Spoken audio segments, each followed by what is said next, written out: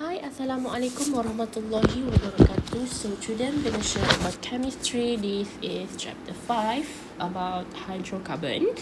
So this is matriculation semester 2 and this is my first video about organic chemistry. Yeah, macam tu lah. So let's take a look on this question. The following equation shows the dehydration of an alcohol forming an alkene. So basically this is the preparation of alkene. Okay, so dehydration of an alcohol, the type of reaction is elimination. But the name of the reaction is dehydration of alcohol. Okay, itu dia punya name of the reaction, but the type of reaction is elimination. So we have two ways how to prepare the alkene. The first is from the dehydration of alcohol. The second is we can prepare the alkene from the dehydrohalogenation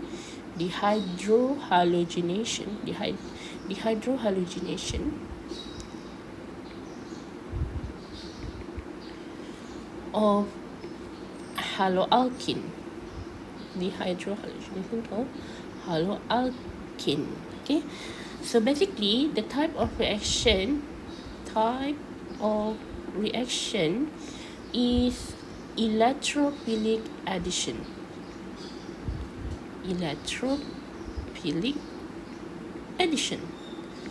Okay, so yeah, kita ada dua cara je nak hasilkan alkene untuk benda ni, alkene. The first is dehydration of an alcohol and then dehydration of alkene.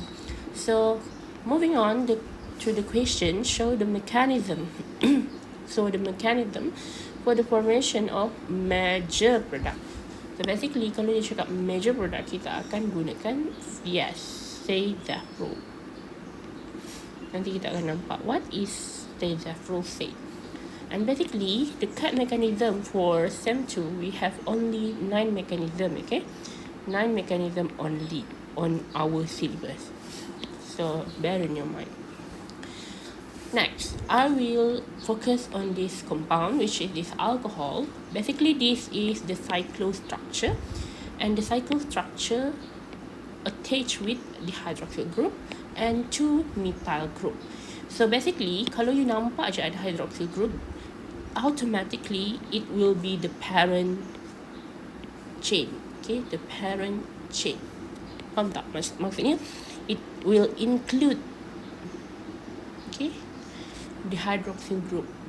So basically nama dia ada berapa carbon? 1, 2, 3, 4, 5, 6. We have 6 carbon. So basically dia punya parent adalah cyclohexanol. Cyclohexanol. And basically we have the substituent, which is the methyl group, 2 methyl group here. So how we identify the methyl group attached to carbon what? I mean carbon yang keberapa? So we must to identify which is the anti-clockwise or clockwise.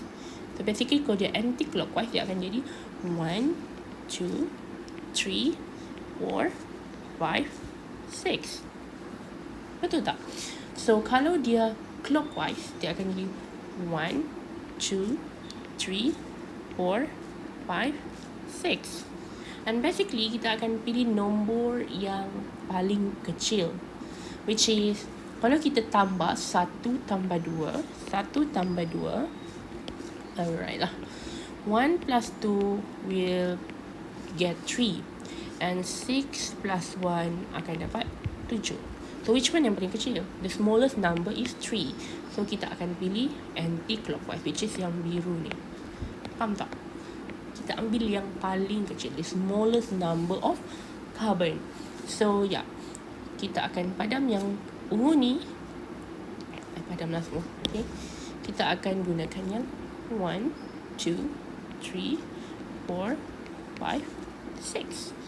So obviously the methyl group, the 2 methyl group attached to carbon number 2.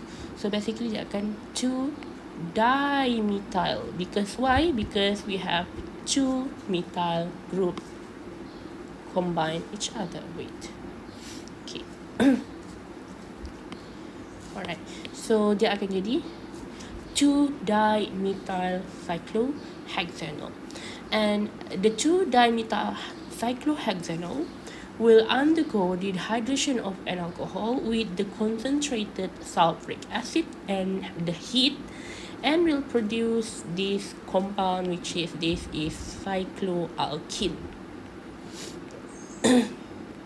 Okay, the cycloalkene. And the question wants you to find the major product only. So let's take a look and let's do the mechanism of this reaction. So basically we have our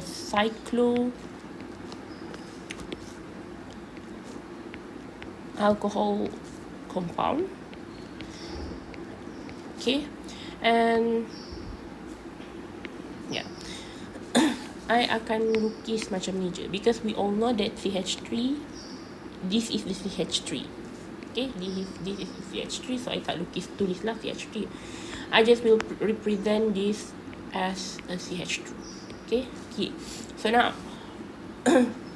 I will explain the structure of hydroxyl group here, like this. And we all know that this is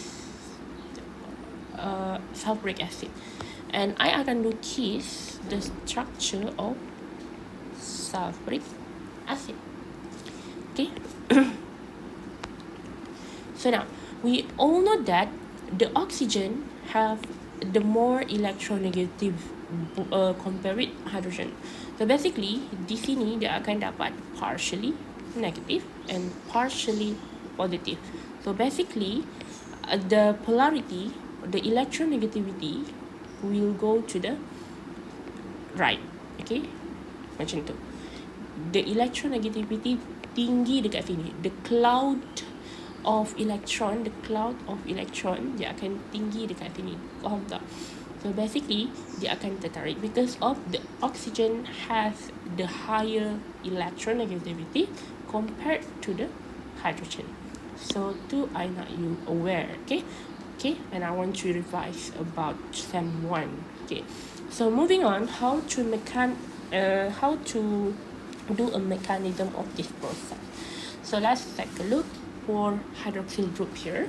So hydroxyl group, from the oxygen, the lone pair of oxygen will attach. Dia akan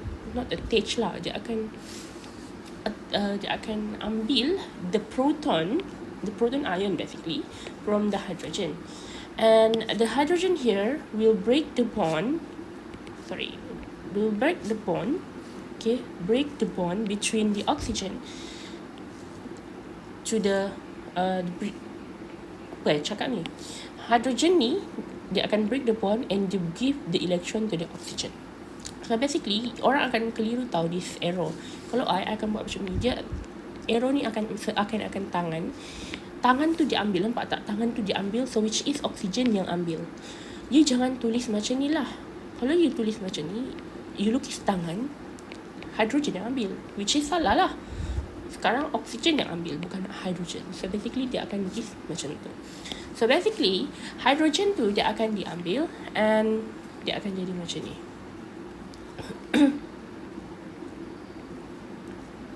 Okay, so kita akan hasilkan the new structure of this compound macam tu, and kita tinggal also. Alright, next we all know that the water is the good living group. Okay, silalah take note, water is a good living group. Water is a good living group. So basically dia akan jadi like this. Okay, dia akan keluar and we will produce the carbocation structure. Okay, and we will remove water. Basically, basically this one, kenapa kita panggil dehydration? Because we remove the water. So, and then we will produce this secondary carbocation. How I know this is secondary carbocation? Because the carbocation attached to carbon, this one, dia bersebelahan the side of 1, 2 carbon, which is 2 secondary carbon.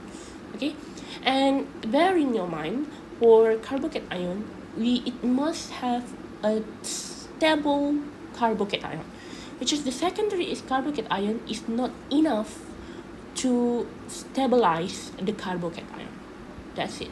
Kita nak achieve the most stable carbocation, which is kita nak tertiary carbocation. Kenapa kita nak tertiary? Because the tertiary carbocation will attach to more alkyl group. So dia lebih banyak attach more alkyl group. That's it. So this one dia hanya attach to, maksudnya kalau kita lebih banyak jiran, dia akan, kalau dia lebih banyak jiran, dia akan lebih bagus lah kan. So basically kalau di sini dia akan lebih banyak jiran, dia akan lebih bagus. Betul tak? So kita nak hasilkan tertiary carbocation. That's it. Itu je. So kita akan hasilkan this one. Kita buat rearrange. How to spell rearrangement? Arrangement.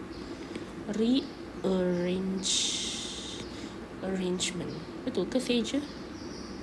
Oh my god, my English rearrangement. Sekejap. Tak cantik. I will do the rearrangement. Okay.